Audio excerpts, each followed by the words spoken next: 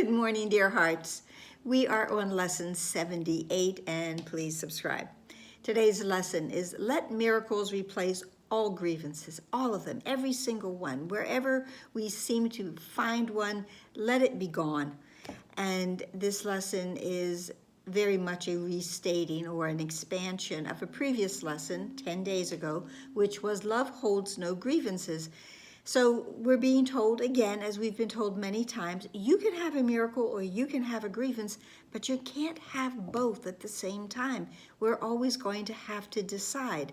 And this lesson begins by, perhaps it's not quite clear yet to you, that each decision, every decision that we ever make is going to make the difference between a grievance. We'll either make a grievance or we will open our minds and our hearts up in order to experience a miracle.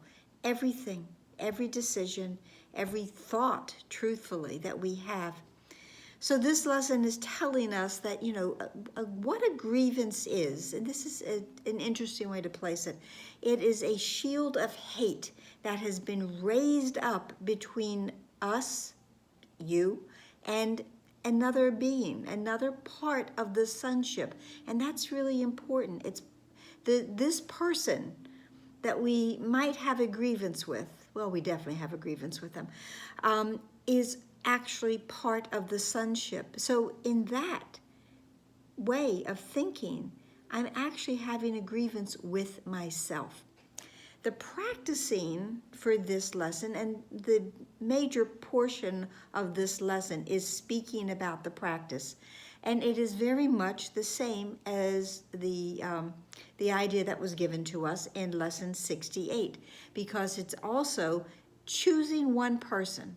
And this is what we did in lesson 68. And it's a person that everything in your life would be so much better if they would just listen to you. Okay, it's as easy as that. So pick this one person, and then this lesson has like a litany of decision-making possibilities, how we decide in that one person. And it's telling us we will select one person that you have used to target your grievances. And now we want to lay our grievances aside. It's someone perhaps you fear or even hate, someone you think you love who angered you, someone you call a friend but whom you see as difficult at times, or very hard to please, demanding, irritating, untrue to the ideal that he should accept as his according to the role you set for him. So here it is. This person that I have a grievance with, and my only real grievance with this person is they didn't live up to my expectations. So it's my expectations. That's where the bar was set. And because they didn't live up to them, and of course they probably didn't know about them, I now have developed this wall, this shield of hate between them and me. So the practicing for today is to go into this space where you see them and you start instead to see the light. You go past this shield of hate, bring that wall down, bring that shield down, and envision the light that is really beyond that shield and is residing within that being. That being is your brother. That being is as close to you as you are to him or her, because it is really you. But we have used others to project upon, so I don't have to feel that guilt and that shame myself. So today's lesson is in order to now see this person with whom I have this grievance and revision them into the light that is within them and around them, and see them now as what the lesson calls my Savior.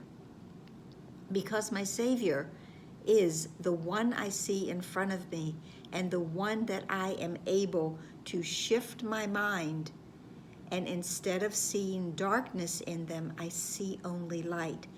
That person becomes my Savior. And if I am able to do this with one, then the lesson tells me I can do this with everyone. There is no one that will be excluded from my ability to see the light in them. All of God's thoughts is what this lesson says.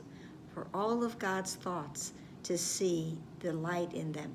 Well, all of God's thoughts are the sonship, because that's all we are, the extension from the mind of God.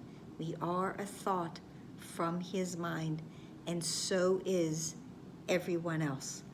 So today I am to do my best. It says, temptation falls away when we allow each one we meet to save us and refuse to hide the light behind our grievances. So what I want to do is have no unloving thoughts today. No unloving thoughts about myself, and certainly no unloving thoughts about my brothers.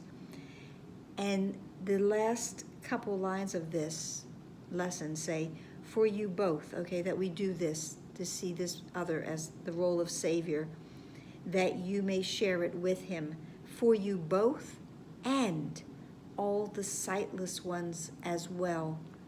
We pray, let miracles replace all grievances. And that's it. Let every grievance be replaced by a miracle today for me and the entire sonship, and even the ones who have yet to start to awaken, as the Course has called them, the ones who are still asleep. If I'm sleeping, my eyes are closed, I am sightless. We do this for them as well as for the ones we know. So that's it for today. I hope this helped. Please like, please share, please subscribe, please comment, and pray, push, and be here tomorrow. Namaste.